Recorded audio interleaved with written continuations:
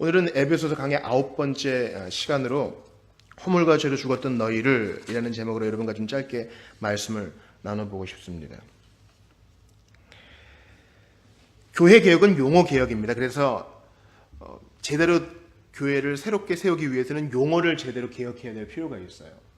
지난 시간과 좀 연관해서 생각해 본다면 우리가 교회라는 말을 쓸 때 우리가 좀 잘 사용해야 됩니다. 물론 예전부터 신앙생활 하신 분들이 입에 배인 것은 뭐 어쩔 수 없다 하지만 이미 우리가 알고 있는 우리들은 제대로 그 용어를 써야 되는 것입니다. 오늘날 교회 개혁을 부르짖고 바른 신약성경의 가르침을 받는 교회들도요. 아, 목사님 지금 새로운 성전을 짓고 있는데요. 이렇게 얘기하는 경우를 많이 봅니다. sanctuary, 성전이란 말은 그런 데 쓰는 게 아니에요. 그럴 때는 목사님 우리 교회가 새로운 교회당, 예배당, 예배 처소를 지으려고 합니다. 그렇게 얘기해야 됩니다. sanctuary, 성전은 뭐예요? 신자의 몸뚱이가 성소예요. 신자의 몸뚱이가 성전이라고요. 만약에 눈으로 보이는 이 건물을 교회라고 한다면요, 예수님께서 돌아가실 때 휘장이 찢어진 것의 의미가 반감되는 것입니다. 더 이상 모든 예식법, 여기만 성전이다 하는 것이 이제 없어졌는데 우리가 그것을 과거를 다시 회귀하는 것이 됩니다. 목사에게 뭐 제사장 뭐 이렇게 얘기하는 것도 문제가 있어요. 모든 신자가 다 제사장입니다. 그런 용어로 오늘 본문의 2장 1절에 허물과 죄로 죽었던 너희를 살리셨도다 라는 것도 그러한 의미에서 잘 파악을 해야 됩니다. 먼저 이 용어를 잘 이해하기 위해서는 먼저 용어를 좀 설명을 해야 됩니다. 먼저 2장을 좀 간단하게 개관을 하면은요, 에베소 2장은 과거와 현재와 미래로 나뉘어져 있어요. 1절부터 3절, 우리가 오늘 봤던 1절부터 3절은 과거에 대한 것이고요. 왜냐하면 셨도다, 그랬었다 이렇게 얘기하고요. 그 다음에 4절부터 6절까지는 현재, 우리가 받는 이 복, 우리는 이미 하늘에 앉힌 자다 이런 것을 얘기하고 7절부터 10절에는 미래에 주실 복들을 또 얘기하고 있습니다. 그런데 이 과거, 현재, 미래를 다루고 있는 2장에서 우리는 첫 부분을 보는데 바로 이 부정적인 표현들, 이미 죽었었다라는 것을 좀 보는 것이죠. 그는 허물과 죄로 죽었던 너희를 살리셨도다. 즉 지금 에베소 교인들을 향하여 너희가 지금은 신자지만 과거에는 허물과 죄로 죽었었다는 거예요. 그럼 이제 바로 질문이 나오겠죠. 아니 난 지금 살아서 숨쉬고 기동하고 사랑도 하고 노동도 하고 그러게 하고 있는데 죽었었다는 게 무슨 말이냐. 인간에 대한 이런 비관은 하나님에 대한 낙관으로 이끕니다. 이것이 바로 기독교적인 이해입니다. 그럼에도 불구하고 세상에는 인간에 대한 세 가지 이해가 있어요. 첫 번째, 허물과 죄가 있지만 살아있다, 양호하다, 건강하다는 입장입니다. 보십시오. 학교에서부터 진화를 배웠습니다. 그 진화의 이론에 따르면 인간은 지금 조금 불편한 상태에 있지만 곧 극복하고 더 나아진 상태로 갈 것이에요. 라는 의견입니다. 인간은 양호하다, 건강하다. 이러한 입장은 그러나 전쟁과 기아, 질병과 경제적 시련 이런 것을 절대 해결하지 못합니다. 설명을 못 해줘요. 더 나아지면 그런 거 없어야 되거든요. 그런데 문명이 시작된 이래로 찾아보지도 못한 병들이 나오고, 여러분 백신이 없는 병이 얼마나 많은지 아세요? 치료약이 없는 병 또는 그 병명도 없는 병이 얼마나 많은지 아세요? 제가 이 강단에서 몇 번 말씀을 드렸습니다. 인류의 역사가 시작된 이후로 가장 많은 사람이 죽은 원인은 뭘까요? 인류가 시작된 이후로 가장 많은 사람이 이것 때문에 죽었어요. 뭔가요? 자연사입니다. 그냥 때가 되어 죽은 거, 늙어 죽은 겁니다. 그게 가장 많은 죽음이에요. 두 번째는 뭔지 아세요? 두 번째는 제1, 2차 세계대전입니다. 2차 세계대전과 우리의 1차 침략기가 이제 묶여 있기 때문에 우리는 좀 관심을 가져야 되겠어요. 2차 세계대전 때 병사들만 2,500만 명이 죽었습니다. 2,500만은 뭐예요? 북한 인구 그냥 하나가 다 없어진 거예요. 이건 이제 병사들만 그런 거고, 2차 세계대전 때 민간인들도 한 3천만 명. 이거 여러분 지금으로부터 한 100년 전 일이기 때문에 정확한 통계가 없어요. 그러니까 아마 이거보다 더 죽었을 거예요. 그러니까 약 5,500만 명 정도 전쟁으로 죽은 거죠. 대단한 거예요. 1차 세계대전 때도 병사들만 한 100만 명 가량 죽었습니다. 6.25 전쟁 때는 어떻습니까? 병사들만 500만 명, 남한에서 한 100만 명 가까운 민간인이 죽었습니다. 이거 너무 숫자가 많으니까 좀 감이 없으시죠? 우리가 야구 보면서 축구 보면서 그 안에 있는 모여있는 사람들만 뭐 2만 명, 3만 명 돼요. 그런데 5,500만 명이 죽었다니요. 이건 엄청난 일이죠. 그러므로 인간은 기본적으로 양호하고 건강하다는 입장은 틀렸다는 것이 상식 있는 사람이면 누구나 다 알 수 있는 것입니다. 그러나 두 번째 입장을 한번 보시죠. 그것은 그래 허물과제로 죽었다는 것은 문학적인 표현이야. 인간은 병에 걸려있지만 희망은 있어. 즉 죽은 것은 아니고 살아있어. 그래서 약이 주어지고 적당한 치료만 주어지면 살 수 있어. 그런 입장입니다. 그러나 웬일인걸요? 제가 존경하는 마틴 로이드 존스는 이제 영국의 그 귀족들, 왕족들을 치료하는 그 병원의 의사였습니다. 그 사람들이 얼마나 문란하게 생활해요. 술의 문제, 또 성적인 문제로 이 왕립 내과 의사인 로이드 존스를 찾아옵니다. 호덕경의 아주 유력한 조수였거든요. 그래서 몸을 치료받아요. 각종 성적인 병들과 또 술과 뭐 여러 가지 약물들로 인한 내과적 치료를 치료받아요. 그리고 나서 다시 그 자리로 돌아간다는 것을 로이드 존스는 보았습니다. 아니 그런 일을 겪으면 다시 이런 일이 없어야 되는데 몸을 보양하고 다시 돌아간다는 거예요. 그러므로 두 번째 관점, 즉 사람은 허물과제로 죽은 게 아니라 병에 걸렸을 뿐 희망이 있다. 약만 있으면 더 좋아진다는 관점도 틀렸다는 것이 증명됩니다. 세 번째는 오늘 본문을 그대로 받는 것입니다. 그는 허물과제로 죽었던 너희를 살리셨도다. 즉 인간은 사망했다는 것이죠. 여기서 이 용어에 대한 설명가 필요합니다. 이것은 영적인 의미입니다. 영적인 의미예요. 자, 인류 최초의 인류가 있었을 때 에덴 동산에서 하나님이 선악을 알게 하는 나무의 실과를 따먹지 말라라고 말씀하시고 명령하시고 그것을 어겼을 경우 어떻게 될 것이라고 말씀하셨어요? 그리할 경우 너희가 정령 죽으리라 그랬어요. 정령. 희한해요. 그걸 먹었는데 정령 안 죽었어요. 오히려 주님이 가죽옷을 지어 입혀주시고 에덴 동산을 이렇게 막으시고 쫓아만 내셨죠. 뭐야 진짜 안 죽네? 주님은 꼭 이러시더라. 그런데 여기서 죽는다는 말은 무슨 표현이냐면 영적인 의미로 용어의 해설이 필요해요. 하나님과의 관계가 끊어졌다는 의미입니다. 하나님과의 관계가 끊어졌다는 것이에요. 요한복음 17장 3절에 보니까 영생은, 영원한 생명은, 즉 생명은 곧 유일하신 참 하나님과 그가 보내신 자 예수 그리스도를 아는 것이니이다. 즉 생명은 반드시 하나님과의 관계로, 아는 것은 관계잖아요. 하나님과의 관계와 연관되어 있어요. 산 것은 하나님과 관계가 있을 때 산다고 성경은 얘기해요. 여러분 사회생활 해보시면 우리 어린이 청소년들 이제 사회생활을 하시다 보면 그런 얘기 많이 들어요. 내가 살아도 사는 게 아니야. 왜냐면 삶의 짐이 너무 무거워서 어른들이 그런 얘기 많이 하죠. 내가 살긴 살아. 먹고 자고 남들 하는 거 하는데 삶에 고난이 있어가지고 살아도 사는 게 아니야. 그런 얘기 많이 하십니다. 즉 살아있지만 하나님과의 관계가 끊어져 있는 자는 진짜로 살아도 사는 게 아니라는 것입니다. 영적 시체죠. 그러므로 하나님을 향해 한 걸음도 떼지 못합니다. 그 전에는 동산을 거닐면서 하나님과 아련하고 대화하고 교제하던 사람이었는데 이젠 그게 끊어졌어요. 이제 숨잖아요. 불러도 막 숨잖아요. 부끄러워하고. 자유로운 의지와 선택이 모두 노예 상태가 되었습니다. 그 교회 생활 하시는 분 중에 뭘 좀 들으신 분은 뭐 자유의지 많이 얘기하는데 원래 라틴어는 자유 선택이라는 게 맞는 표현이에요. 그러나 보세요. 죄에 빠진 인간은 자유롭게 뭐든지 다 선택해요. 다 선택한다고. 이것을 마틴 루터는 의지의 속박이라 그랬어요. 번디즈 에라스무스와 서로 논쟁하면서 에라스무스는 인간의 의지는 자유롭다 그랬어요. 그래서 자유롭게 하나님을 선택할 수 있다 그랬어요. 그러나 루터는 아니다. 인간의 의지는 자유롭게 뭔가 선택하는 것 같아도 그 인간이라는 말을 이끄는 기수가 죄라는 놈이기 때문에 자유롭게 멸망을 선택하는 거다. 그렇게 얘기해요.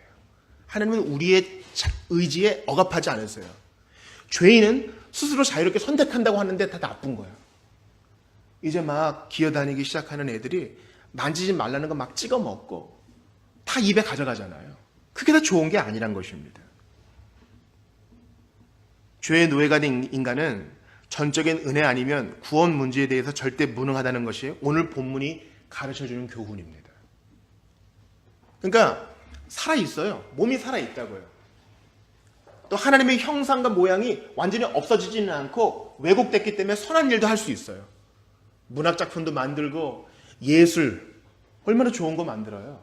그러다 하나님의 형상과 모양이 남아있기 때문이에요. 그러나 구원 문제에 대해서는 허물과 죄로 죽었기 때문에 한 걸음도 떼지 못해요. 하나님이 찾아오시지 않는 한.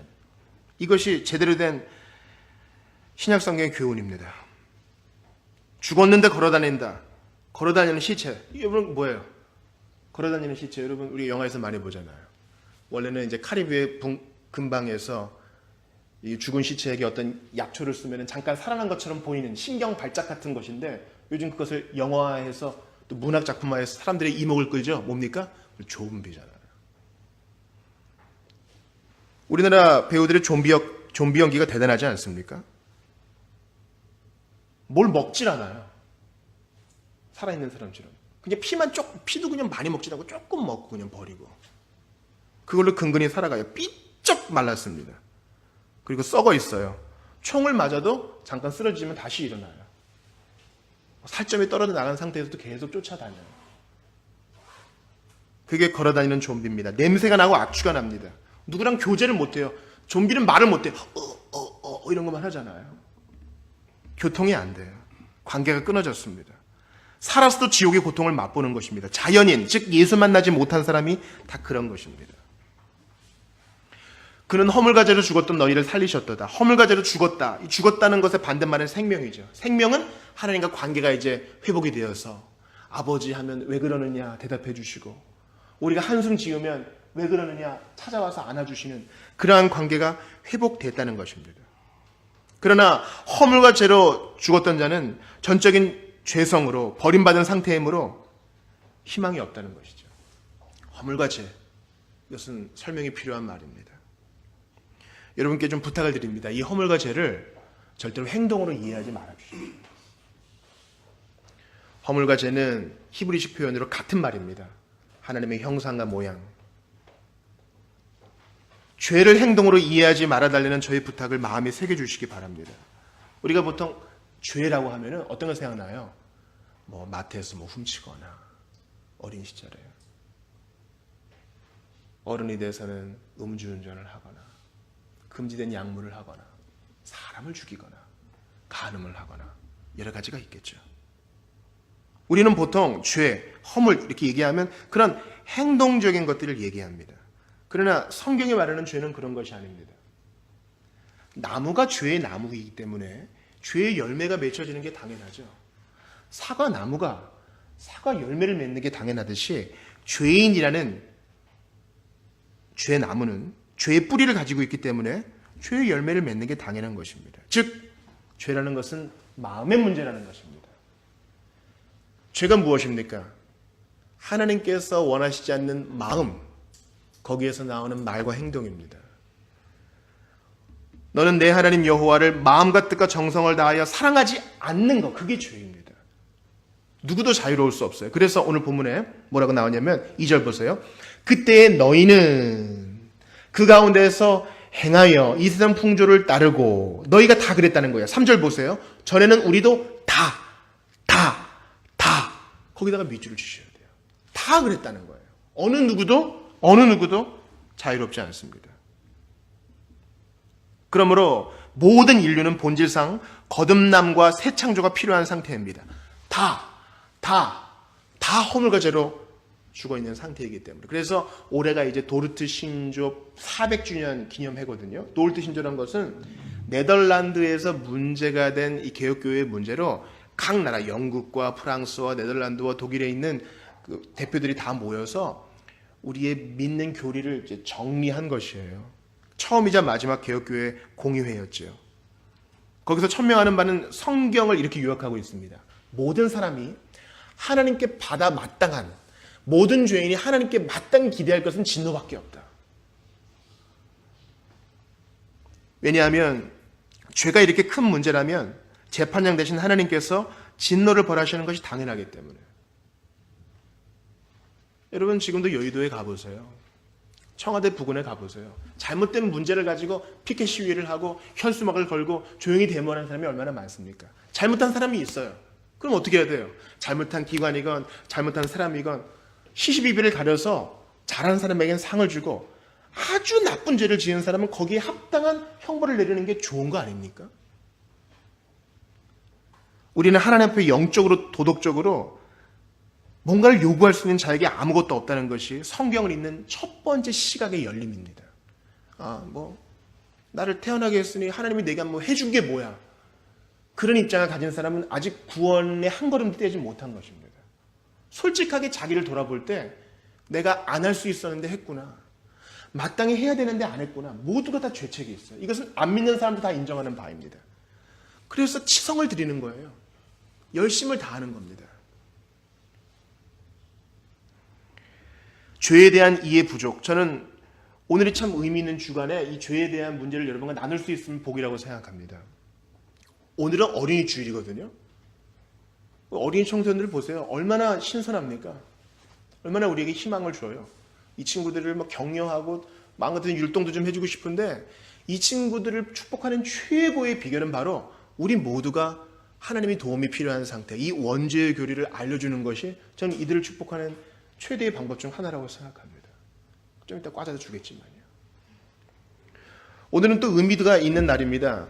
자비교회는 이제 개척하고 거의 1년 한 3, 4개월을 집에서, 카페에서 아무튼 이리저리 전전하면서 예배를 드렸습니다. 그런데 하나님의 은혜로 뜻하지 않게 이 장소를 얻게 되어서 2015년 5월 10일에 여기서 예배를 드리기 시작했어요. 그러니까 이제 우리가 딱 둥지를 튼 의미 있는 때죠. 5월의 첫째 주일에 여기 왔습니다. 그때도 어린이들이 많았어요. 어린이들이 이렇게 담요 뒤집어 쓰고 예배를 드렸던 것이 기억납니다. 그러니까 일종의 교회 생일이라고도 할 수 있겠죠. 저는 교회의 생일과 설립을 기념해서도 우리가 받을 수 있는 최대의 은혜는 바로 이 죄의 교리를 마음에 새기는 것이라고 생각하는 것입니다. 왜 그래요? 죄에 대한 이해가 부족할 때 교회가 약화됩니다. 기독교 2000년 역사상 늘 그랬습니다. 사람에게 가능성을 두고 앞으로도 좋아질 거야. 죄에 대한 이해 없이 사람에게, 돈에게, 그리고 머릿수에 소망을 두었을 때 교회는 여지없이 약화되었습니다. 중세 교황제가 그랬고요. 교리주의에 빠졌을 때도 그랬습니다. 죄에 대한 이해가 부족하면 구원과 은혜를 가볍게 여깁니다. 여러분 한번 성경 한번 찾아볼게요. 시편 103편 한번 볼게요. 에베소서 2장 꽂아 놓으시고 시편 104편만 한번 볼게요. 시편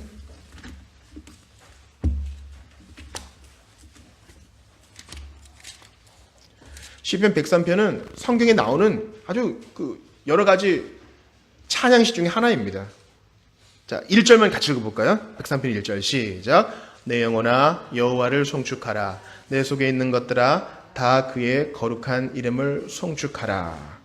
또 103편의 마지막 절 보니까 여호와의 지으심을 받고 그가 다스리시는 모든 곳에 있는 너희여 여호와를 송축하라. 내 영혼아 여호와를 송축하라. 이게 할렐루야잖아요. 이런 거 읽으면서 뭐 느끼세요? 이 시편 기자와 내가 좀 다르다 이런 거 못 느끼세요? 같은 하나님을 섬기는 사람인데 뭐 다르지? 교회의 역사를 보세요. 위대한 부흥과 대각성의 시대가 있어요. 그들이 이렇게 반응했습니다. 하나님을 찬양하고 전도자가 되었고 주변 사람들이 변한 걸 느꼈어요. 여보 교회 갑시다. 배우자 중 한 사람만 믿는 가정에서 여보 교회 갑시다. 아무리 얘기해도 듣질 않아요. 근데 교회 안에 임하신 하나님의 부흥의 역사를 맛보고 나서 얘기하지 않았는데 그 배우자가 변한 걸 알게 되고 부부가 같이 교회에 다니는 역사가 일어납니다. 무슨 차이예요? 이들과 우리 사이에 무슨 차이가 있어요? 죄에 대한 이해가 있습니다. 여러분 103편에 보세요. 103편 3절 같이 읽어봐요. 시작. 그가 내 모든 죄악을 사하시며. 시편 기자는 이 이해가 있었어요. 그러니까 찬양하는 거죠. 여러분께 질문합니다. 여러분 일주일을 살아가시면서 몇 번 찬양하셨어요? 목사님 저는 삶으로 찬양해요. 그런 거 말고요. 구체적으로 하나님 정말 고맙습니다. 찬양은 구체적이어야 되거든요. 이 기도응답에 저에게 주시니 너무 고맙습니다. 그리고 오늘도 살아감이 참 행복입니다. 그래서 나도 모르게 찬양의 노래를 흥얼거렸을 때 몇 번 있으셨어요? 제가 이렇게 가만히 있는 집안에서 찬양의 노래를 부르면 집안의 공기가 달라진다 그랬잖아요. 몇 번 그래 보셨어요? 그렇게 하지 못하는 이유는 바로 죄에 대한 이해 부족 때문인 것입니다. 103편 3절 보세요. 그가 내 모든 죄악을 사하시며. 그것이 우리의 찬양을 새롭게 하는데 우리의 현재 삶을 돌아봐야 한다는 것입니다. 그러므로 죄는 행동으로 이해하지 말아야 되고 죄를 제대로 인식하지 못하는 우리의 마음에 대해 찾아야 한다는 것입니다. 스칸디나비아 반도의 들쥐 중에 레밍이라는 들쥐가 있대요. 그 들쥐들은 먹이가 부족해지면 막 바다 절벽을 향해서 돌진하는데 선두가 돌진하니까 주변 애들도 같이 돌진해가지고 수만 마리가 절벽에 떨어져 죽는다 그럽니다. 너 왜 뛰는 거야? 몰라. 그냥 뛰니까 뛰는 거야. 비슷한 예가 아프리카에 있는 스프링버그이라는 그 아주 예쁘게 생긴 양과의 동물이 있대요. 풀을 찾으려고 서로 경쟁하다가 선두가 절벽으로 가니까 또 따라가다가 같이 또 떨어져 죽는다는 것이에요. 허물과 죄로 죽었던 인류가 그렇습니다. 허물과 죄로 죽었던 자연인이 다 그렇습니다. 그냥 사는 대로 생각하다가 죽을 때가 되었네. 영혼을 준비하지 못한 채 떨어지는 것입니다. 오늘날 세상의 문제를 이해하는 유일한 열쇠가 바로 여기 있습니다. 허물과 죄로 죽었던 사람 때문에 문제가 다 일어나는 거예요. 생각해 보세요. 사람 때문에 문제가 일어나는 거 아니에요? 자연의 파괴, 약물과 알코올의 문제, 자녀 문제, 교육 문제, 정치 문제. 우리는 정치 세계에 있는 배후에 있는 악한 세력을 반드시 이해해야만 하는 것입니다. 세상의 이런 문제를 해결해 줄 것만 같은 철학도요, 근본적인 문제를 다 회피합니다. 과거에는 이랬었고 이런 것으로 사료되지만 앞으로 이렇게 하면 더 잘 되지 않을까요? 그 정도밖에 못합니다. 그러나 성경은 단호하게 얘기합니다. 허물과 죄로 죽었던 사람이 문제다. 허물과 죄로 죽을 뻔했던도 아니고 허물과 죄로 아팠던도 아니고 허물과 죄가 있지만 괜찮은도 아니고 허물과 죄로 죽었기 때문에 하나님과 관계하지 못한 인류로 자연 만물도 신음하고 있는 것입니다. 어떤 분들은 얘기할 것입니다. 이런 자들에게 하나님의 진노가 임한다고 한다니 하나님 너무하는 거 아닌가? 오히려 사랑과 긍휼을 얘기해야 되는 게 아닌가? 그러나 그렇지 않습니다. 우리는 공정하게 생각해 보아야 하는 것입니다. 로마서 1장 한번 찾아볼게요. 시간이 없지만 빨리 진행하겠습니다. 로마서 1장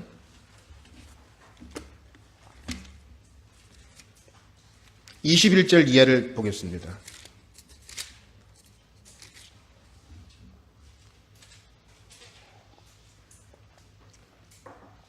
우리 한번 교독을 해볼게요. 하나님을 알되 하나님을 영화롭게도 아니하며 감사하지도 아니하고 오히려 그 생각이 허망하여지며 미련한 마음이 어두워졌나니 스스로 지혜 있다 하나 어리석게 돼요. 로마서 1장 22절이에요. 23절 제가 봅니다. 썩어지지 아니하는 하나님의 영광을 썩어질 사람과 새와 짐승과 기어다니는 동물 모양의 우상으로 바꾸었느니라. 그러므로 하나님께서 그들을 마음의 정욕대로 더러움에 내버려 두사 그들의 몸을 서로 욕되게 하려 하셨으니 2000년 전 일인데 너무 현대적이지 않아요? 계속 봐요. 이는 그들이 하나님의 진리를 거짓 것으로 바꾸어 안 믿는다는 거예요. 피조물을 조물주보다 더 경배하고 섬김이라. 주는 것 영원히 찬송할 이시로다. 아멘. 이 때문에 하나님께서 그들을 부끄러운 욕심에 내버려 두셨으니 곧 그들의 여자들도 순리대로 쓸 것을 바꾸어 영리로 쓰며 그와 같이 남자들도 순리대로 여자 쓰기를 버리고 서로 향하여 음욕이 부릴 듯하며 남자가 남자와 더불어 부끄러운 일을 행하며 그들이 그릇 때문에 상당한 보응을 그들 자신이 받았느니라. 또한 그들이 마음에 하나님 두기를 싫어하며 하나님께서 그들을 그 상실한 마음대로 내버려 두사 합당하지 못한 일을 하게 하신다니 곧 모든 불의, 추악, 탐욕, 악이 가득한 자, 시기, 살인, 분쟁, 사기, 악독 가득한 자, 수근수근하는 자, 비방하는 자, 하나님께서 미워하시는 자, 부모 거역하는 자, 이런 것입니다. 여러분 이해가 되십니까? 진노의 현재적인 측면이 있습니다. 우리가 현재적인 천국을 미리 이 빵 안에서, 이 떡 안에서, 이 말씀 속에서 경험하는 것처럼 하나님을 거부한 자들도, 예수 그리스도를 거부한 자들도 현재적인 지옥의 형벌을 지금 받고 있는 것입니다. 그러면 다 예수 믿어야 하는 것입니다.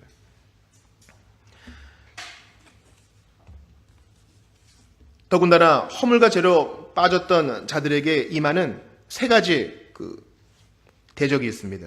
여러분 오늘 에베소 2장 2절에 보니까 너희는 이 세상 풍조를 따르고 세상의 유혹에 또 그들은 넘어집니다. 또 2절을 보니까 공중 권세 잡은 자, 즉 마귀를 말합니다. 허물과 죄로 죽었을 뿐만 아니라 마귀의 유혹에 빠져서 이리 구르고 저리 구르고 하는 것입니다. 마귀가 있어요. 귀신이 있습니다. 그러나 그냥 처녀 귀신처럼 피 흘리면서 겁주는 정도가 아니라 진리를 왜곡하여 거룩하게 살지 못하게 하는 것입니다. 또 3절 보니까 육체도 있어요. 요리문답에서 나오는 불구대천의 원수, 세상과 마귀와 육체가 여기 나와 있죠. 육신의 욕심대로 살게 두는 것입니다. 그러므로 신자 여러분께 먼저 권합니다. 우리 복음 전도에 힘이 있나요? 가르는 영혼들을 불쌍히 여기고 있나요?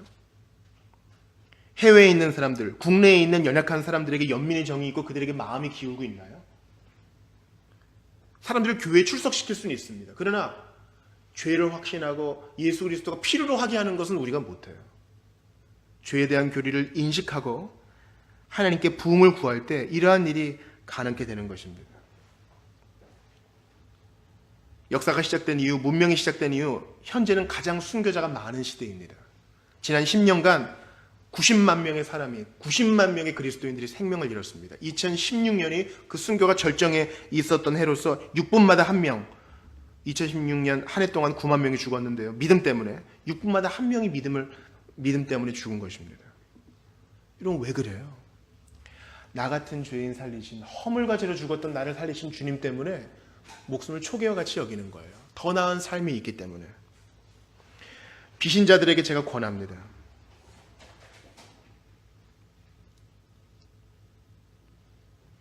예수님께서 죽었던 나사로에게 찾아가셨습니다. 예수님이 사랑하시던 나사로라는 사람이 있었거든요.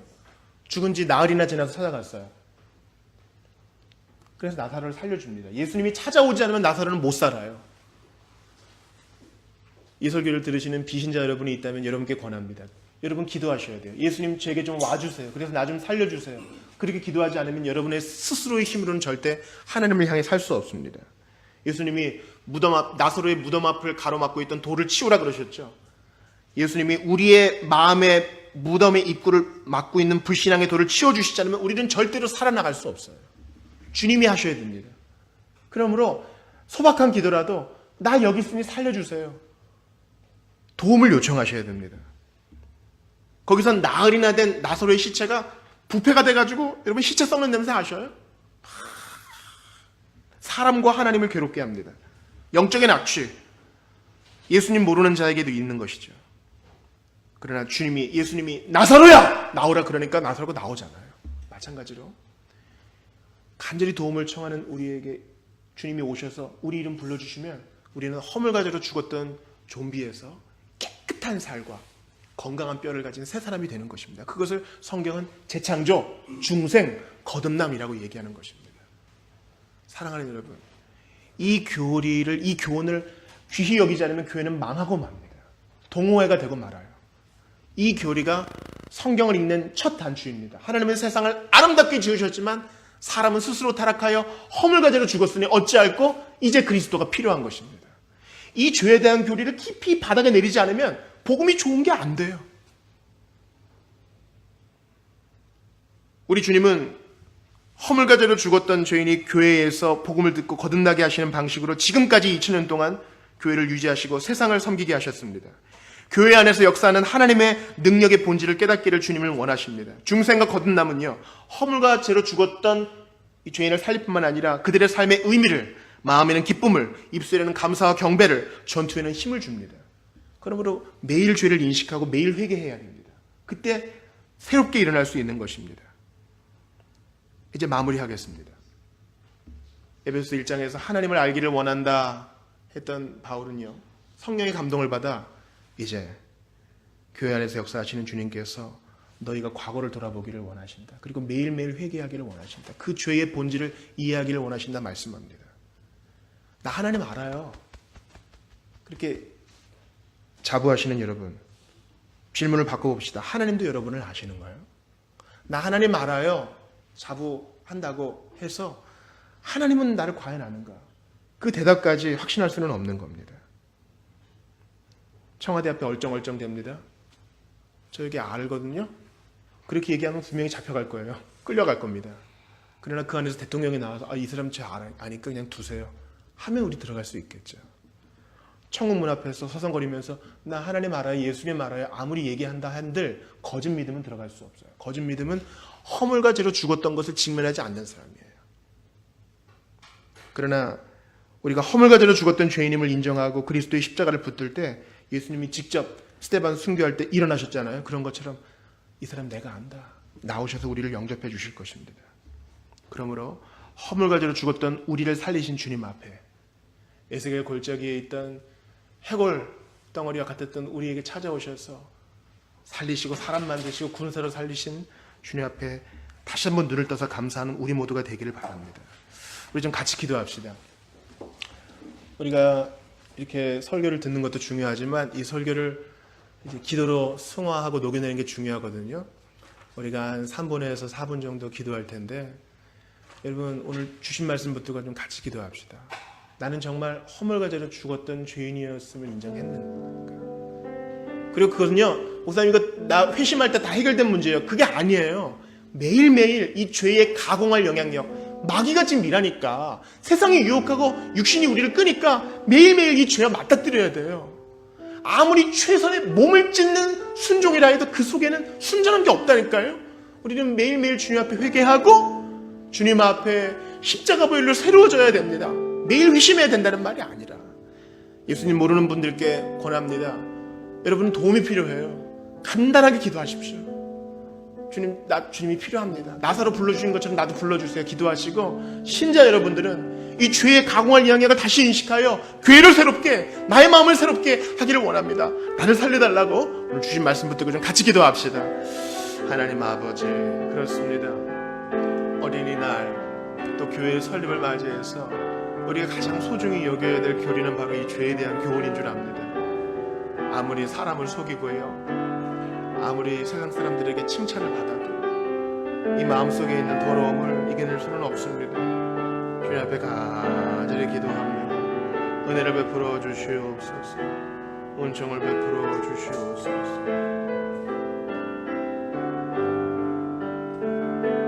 우리 하나님 주님이 필요합니다. 예수 모르는 자들에게는 이 복음, 사람은 하나님을 세상을 아름답게 지으셨지만 죄인은 스스로 타락하여 하나님을 버렸고 절망의 상태에 빠졌다는 것을 인정케 하시고 이 우둔해 보이는 예수 복음, 허물과 죄로 죽었던 죄인을 살리는 예수 복음을 귀히 여기게 하시옵소서.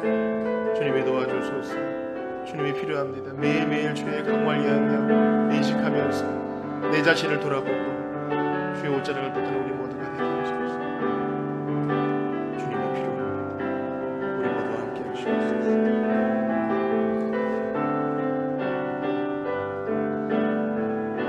주여 은총을 베풀어 주시옵소서.